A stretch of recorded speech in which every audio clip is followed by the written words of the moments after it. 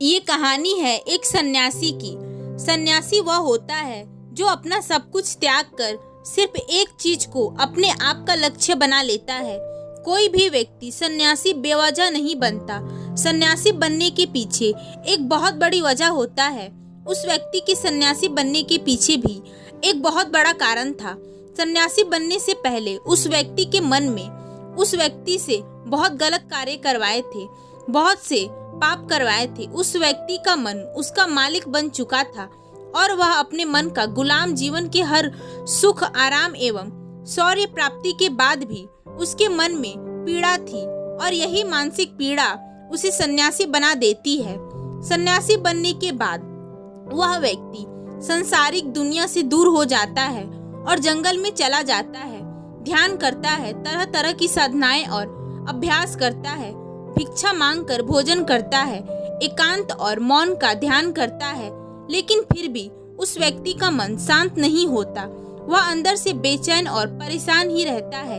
यह एक बात समझने वाली है कि ध्यान और किसी साधना का शुरुआती बिंदु है। उसकी शुरुआत ही तभी की जा सकती है जब हमारा मन शांत हो और जब मन हमारी सुनता। लेकिन उस व्यक्ति का मन न तो शांत था, ना ही उसकी कोई सुनता था। उस सन्यासी के मन में यह बात गहराई से बैठती जा रही थी कि मन को काबू करना, मन को बस में करना अभ्यास है। लेकिन एक दिन उस सन्यासी को एक व्यक्ति मिलता है जो न तो कोई साधु सन्यासी होता है और न ही कोई बुद्धिमान व्यक्ति। वह तो बस एक साधारण सा चरवाहा था जो उस जंगल में अपने भेड़ों को चरा रहा था। वह चरवाहा उस सन्यासी के पास आकर उससे पूछता है, क्या मैं तुम्हारी कुछ मदद कर सकता हूँ? तुम बहुत परेशान लग रहे हो। मैं तुम्हें पिछले कई दिनों से देख रहा हूँ। तुम बहुत बेचैन रहते हो। अगर तुम चाहो तो मैं तुम्हारी सहायता कर सकता हूँ। चरवाहे की बात सुन सन्यासी कहता है, भला तुम क्या मेरी मदद कर सकते हो? तुम तो एक संसारी हो जो अपने मोह माया में लिप्त रहते हो। यह सुन वह चरवाहा उस सन्यासी से कहता है, मैं तुम्हारी मदद कर सकता हूँ। मैं मन को वश में करना जानता हूँ। सन्यासी चरवाहे के मुंह से यह शब्द सुनकर जोर जोर से हंसने लगता है और कहता है, क्या क्या कहा तुमने? तुम मन को वश में करना जानते हो? मैंने अपना सब कुछ त्याग दिया, आकर जंगल में रहने लगा, तब भी मैं अपने मन को गुलाम न बना सका और तुम कह रहे हो कि तुम इसे वश में कर सकते हो। वह चरवाहा कहता है, मन को वश में करने के लिए सभी वस्तुओं का त्याग करना आवश्यक नहीं है और न ही जंगल में आकर रहना आवश्यक है। बस एक चीज है जिसे छोड़ने सबसे जरूरी है। वह सन्यासी उस चरवाहे से पूछता है कि वह एक चीज क्या है। वह चरवाहा सन्यासी से कहता है, वह एक चीज है गलत जानकारी। आज तक हमारे भीतर जो भी जानकारी गई है उसी ने हमारे मन का निर्माण किया है। सन्यासी उस चरवाहे से पूछता है, कैसे?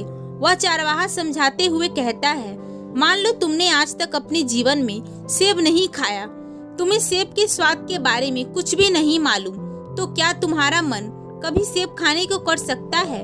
नहीं ना। इसलिए हमारे मन का निर्माण जानकारी से होता है।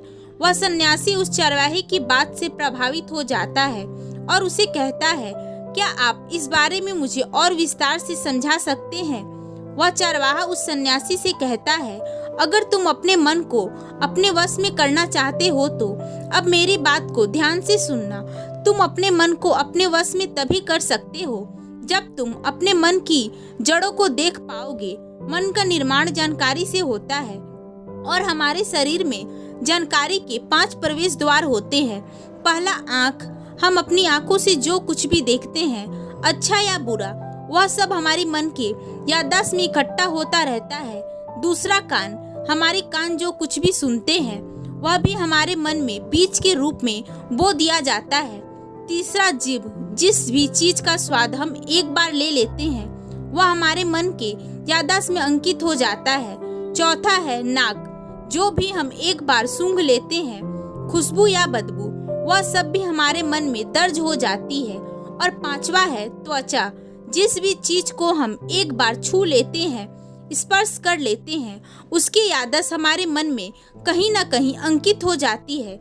इस 5 शारीरिक दरवाजे से जो जानकारी हमारे अंदर जाती है वह जानकारी बीजों के रूप में जमा हो जाती है और धीरे धीरे वृक्ष बनती है।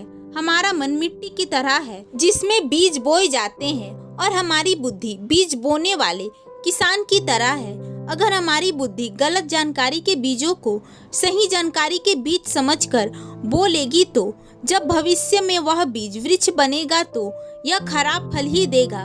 तुम्हारा मन तुम्हारे वश में इसलिए नहीं है क्योंकि पहले ही तुमने अपने मन में गलत बीज बो लिया है और अब वह बीज बड़े वृक्ष बन चुके हैं। वह सन्यासी उस चरवाहे से पूछता है, तो अब मुझे क्या करना चाहिए, क्योंकि अब तक तो मैं काफी गलत बीज बो चुका हूँ और जो बीज बोए जा चुके हैं उन्हें वापस निकाल नहीं सकते। वह चरवाहा उस सन्यासी से कहता है, अब तक तुम अनजाने में गलत बीज बो रहे थे, लेकिन अब जानबूझकर सही बीज बोना चालू कर दो। भीतर अगर हजारों बीज गलत हैं तो क्या हुआ, अब से लाखों सही बीज बोने के लिए तैयार हो जाओ। तुम्हें बस पूरे दिन इस बात पर ध्यान देना है कि इन 5 द्वारों से तुम्हारे भीतर क्या जानकारी जा रही है और जो जानकारी जा रही है वह सही भी है या नहीं। वह सन्यासी पूछता है, यह कब तक करना होगा? वह चरवाहा कहता है, पूरी जिंदगी भर। जिस प्रकार तुम अपने पेट को सही भोजन देते हो उसी प्रकार हर दिन तुम्हें अपने दिमाग को भी सही जानकारी देना है। जीवन में तुम्हें हर दिन हर पल 2 विकल्प मिलेंगे जिसमें से एक विकल्प सही और दूसरा गलत होगा, लेकिन तुम्हें हर बार सही विकल्प का चुनाव करना है। हमेशा याद रखना, सही विकल्प का चुनाव करते समय तुम्हारे भीतर पीड़ा पैदा हो सकती है, लेकिन वह पीड़ा सिर्फ उस समय ही रहेगी। इसलिए तुम्हारे भीतर कितनी ही पीड़ा क्यों न हो, तुम्हें हर बार सही का ही चुनाव करना है। जितनी बार तुम सही चुनोगे उतनी बार तुम अपने अंदर सही बीज बोओगे। जिस दिन तुम्हारे अंदर सही बीजों की संख्या गलत बीजों से ज्यादा हो जाएगी उस दिन तुम्हारा मन तुम्हारे वश में होगा। लेकिन उस दिन के लिए आज से अभी से अपना प्रयास जारी रखना।